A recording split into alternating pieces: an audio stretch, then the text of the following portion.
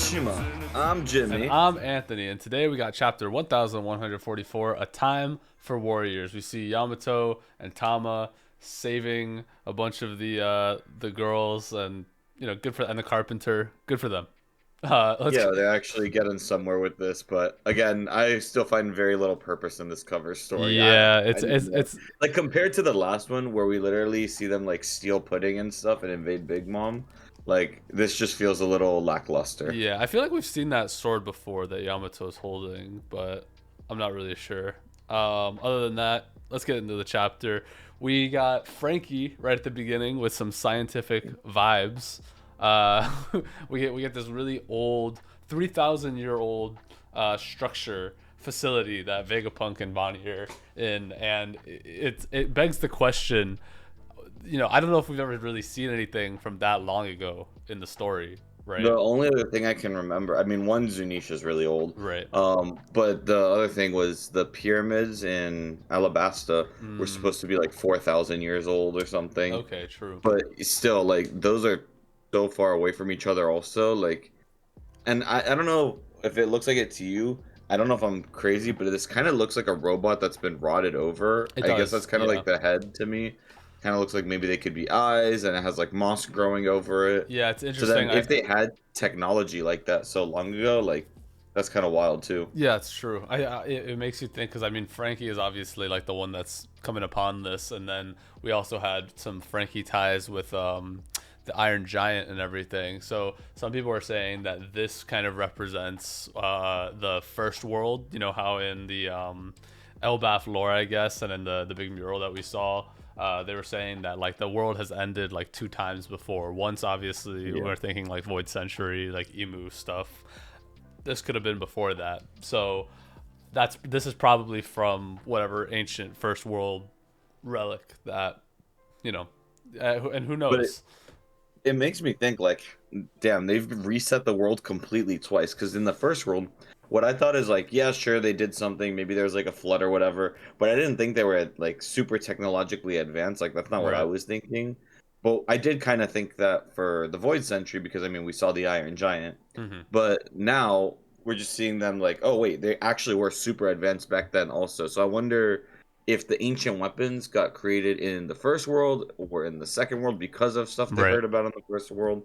I just wonder how deep it goes. Yeah. No, it's true. I feel like we got like way more to uncover. We're due for some kind of like very very large flashback, but I feel like this is something that's not going to come back until after the Elbaf arc almost, to be honest. I don't know what they're going to Maybe end up even finding. later, to be Yeah. honest. Yeah, I But don't know what they're going to find here or how this is going to tie into the larger story of Elbaf, but yeah, I mean, what we see also, Thunder start to rampage on I them. like that they started naming all of the monsters. Like they kind of did it in the first time they introduced them, where like these are the kids' nightmares. But now actually just showing like what each individual one is, I Yeah, thought was yeah, kind of funny. yeah. It is fun. We got Thunder, we got Drog, we got the Fenrir, we got the Dragon. And it does seem like they are wrecking havoc. You know what I mean? Like the Giants are having trouble dealing with this, and this is something that like we talked about before. But a lot of these Giants, I don't know if they're like really fighters. Like they're sobering up. I mean, they're drunk, whatever. So like we got to give them the benefit of the doubt. But like But really, even then, like we've seen people fight drunk before. We've seen like giants fight drunk before. I don't think they're fighters. Like that was the whole thing we were talking about with King Harold also, right? mhm, Is he was kind of making the entire country like less aggressive and making sure people were more pacifist. So when something like this happens, they can't protect themselves. And we said it like a few weeks ago when it was happening. Like I think that's part of what the world government wanted from Elbaf is they want them to not be able to fight back when something like this yeah, happens. that's true. And it's interesting. I mean, we see at the very end, the only people that could really help in the situation that like are from Elbaf are Dory and Brogy, who are have been fighting each other for 100 years or And whatever. Colin. Um, Colin's got this. yeah, Colin's got this, of course, dude. And then we get Scott Gaban, who's here, obviously, like to help. So that's gonna be a big help. But other than that, I mean, yeah, I'm really they're not happy to really. see Scopper again, to be honest, Yeah. because I thought he was gonna just go off till the end of the arc and we weren't really gonna see him again. But to see him actually here to protect things, like I like that a lot. So I want to see what he can do more. We only saw a tiny bit last time from him. I will say, I do kind of want to see more from Dorian Brogy also, because we've only ever seen them use this one attack over and over and over again on They Goku love it. I mean, Sobe. And I'm like, I mean, it's cool, but I want to see more from them yeah, also. it's true. It's true. Like this one didn't have quite the oomph that the other ones The did. other You know what I teams, mean? yeah.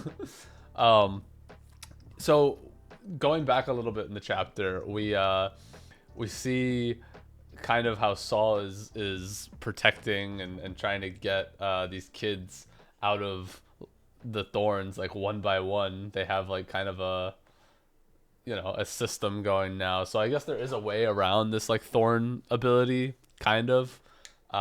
To Um, be honest, Saul's smarter than I am because when I saw them with the yeah. thorns and they couldn't touch them, I was like, damn, these kids are screwed. But then actually finding him come up with like solutions to get them to stop, I'm like, oh, okay, wait, this is not just like they're not just doomed. Like you Yeah, can yeah. actually kind of stop them. Yeah, it's true.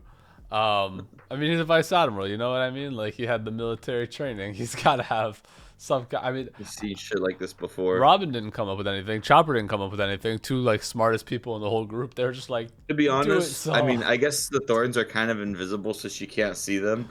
But I don't understand what Yeah, stops yeah. Robin from creating like hands underneath their feet and just grabbing their feet and stopping them from moving Well, like like you that. said, like she can't see them. Yeah. You know, so like maybe she's like, oh well, But if they're okay, really covered all but what if around. you just get some gloves? Nah, Oh I yeah, know that's get not some how gloves, it bro. works. Yeah, let's just put Robin. I think if we gave Robin a bunch of gloves and she made like 1,000 hands, like she'd be the most OP. um, we also, speaking of going back to Colin, right?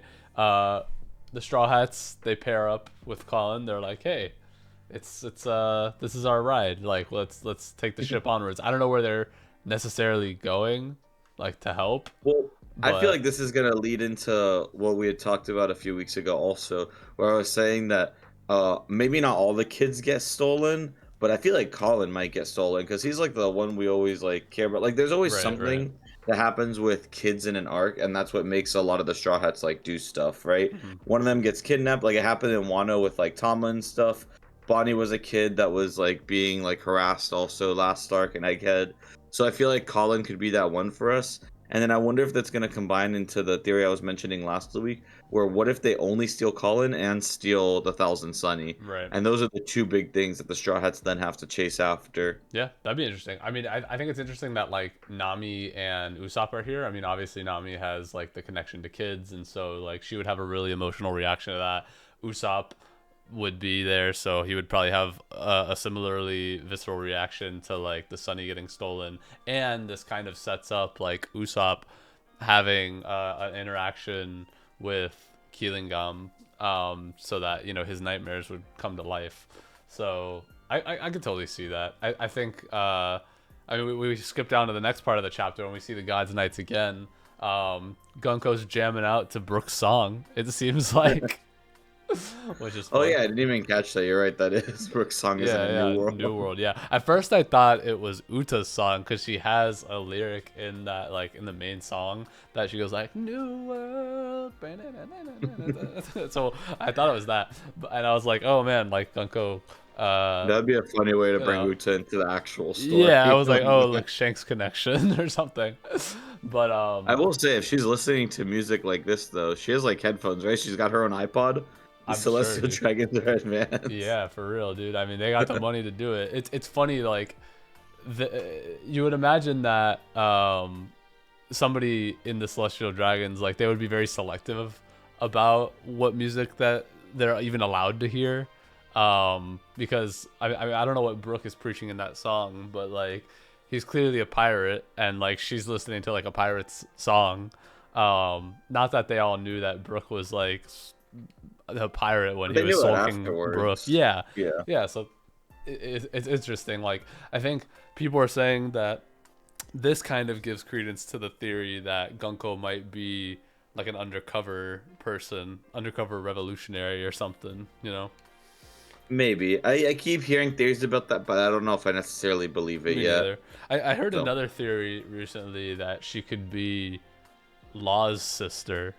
oh, I Uh, actually saw that today also. yeah, I yeah. saw it That on Twitter. I didn't get to read through it, but I thought it could be interesting But also, I'm pretty sure we like see her die, don't we? No, I I don't think have to we go do. back and read I it, don't think we but do. I think it's like an off-screen death. So no body, no you can death. never So trust those. you know.